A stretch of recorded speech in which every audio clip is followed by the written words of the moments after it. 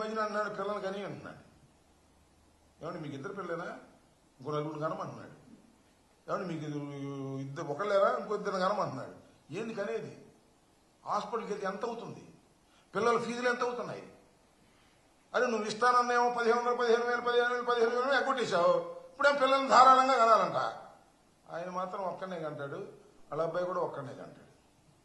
ఇది చెప్పేటందుకే నీతులు ఉంటాయి, మరీ ఉండవు. ఇది ఉన్న పరిస్థితి. చంద్రబాబు నాయుడు గారు చెప్పడానికి మాత్రం అద్భుతంగా చెప్తాడు. అరే అప్పుడు మా రోజుల్లో ఇద్దరు లేక ముగ్గురు అనేవాళ్ళండి, ఈయన ఒకడంగా అన్నాడు.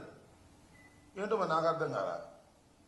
పోనీ మొన్న వాళ్ళ అబ్బాయి ఆయన లింగులిటుకు. దేశంలో మాత్రం అందరు కనాలి. ఒక్కొక్క పురుడికి ఒక్కొక్క కాన్పుకి ₹1,00,000 60,000 70,000 ₹1,00,000 అవుతుంది పేదోడికి. డబ్బులున్నోడు కంటే కంటాడు. పేదోడిని కానంటే ఏం చేయాలి నాకు అర్థం కాలే. చంద్రబాబు బుర్రపోయిందో ఉందో నాకు అర్థం కాల. ఎస్ నిజమే, మరణాల రేటు ఎక్కువ, జననాల రేటు తక్కువ ఉన్నప్పుడు జననాలు పెంచమనండి, తప్పులేదు. జననాలు పెంచాలంటే ఏం చేయాలి చెప్పండి.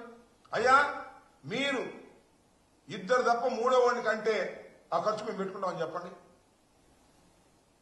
ఏది హాస్పిటల్ ఖర్చు కూడా లేదు. మీ పిల్లల్ని చదివిస్తున్నాం, నీకు 15,000 నీకు 15,000 నీకు 15,000 అని అందరు 15,000 ఇవ్వు.